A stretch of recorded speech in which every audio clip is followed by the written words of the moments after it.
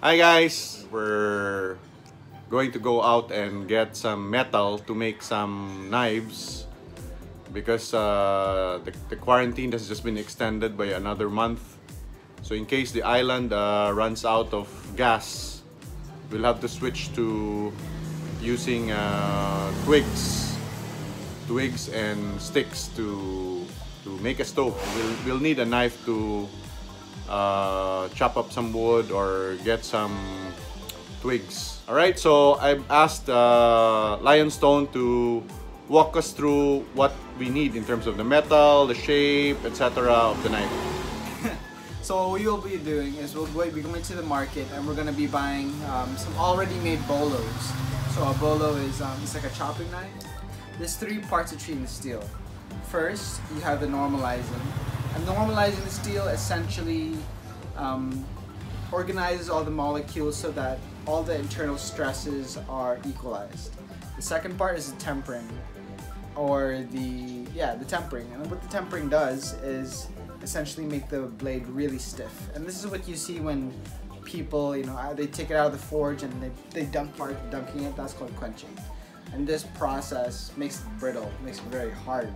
Because prior to that, when you normalize, the steel is very soft. And then finally, you have the final heat treat. And this essentially organizes everything again. It makes it less brittle because you don't want a knife that's too brittle.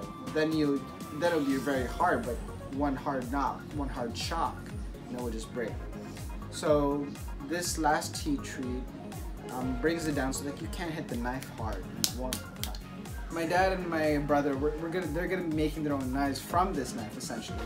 So what I told them was, you have to make sure, the ball is kind of big, right? You have to make sure that your design kind of follows the same cutting edge shape as the bolo. That way you retain that stiffness from the cutting edge that we're assuming the bolo is treated with, but at the same time you maintain the softness of the spine. So yeah, we'll see how they do. This is the place where we're going to get the knives. This is the island's hardware. It's a way to check whether the knife is straight. So we've shortlisted to these three knives. This will be Paulos, Thirdy's, Lionstones, and then this will be mine. These are good stuff. These are made of leaf springs of trucks. Straight handled knife. We're now planning the design of our knives based on the steel that is available, and the steel we are using is the blade of the bolo. The reason we need to redesign is the bolo is a very aggressive design, and you can't be seen carrying it around. It's like a bladed weapon. What we need is a shorter knife with the strength of the bolo that we can use to gather, chop wood, at the same time being able to bring it around and without the police stopping us. This choil is actually to absorb again. Like if you plan that this area is for the handle, what if the handle was up here? What if it's curving upward, right? So then it goes. Yeah. Oh, that looks nice. The philosophy should be that the handle holds the knife, and the knife holds the edge. The edge is used to cut. So there are just things to keep in mind. All knife designs will be kind of different, and you kind of just have to feel it out. Wow, this is a wicked looking knife. Why did you design it like that? Well, my brother actually recommended me this shape of the blades. It's normally tilting so that it's easier for you to cut, rather than being straight and having to cut like this. Wow, so your knuckles don't get in the way.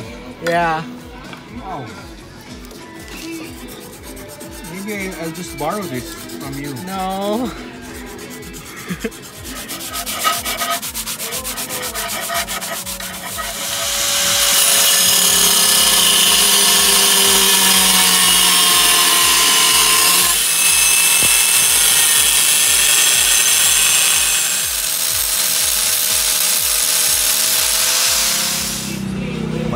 design is more for fish, wood, maybe pork bones, multi-purpose, and very hard and sharp.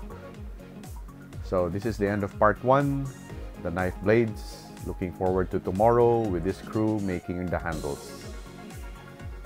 Thanks for watching.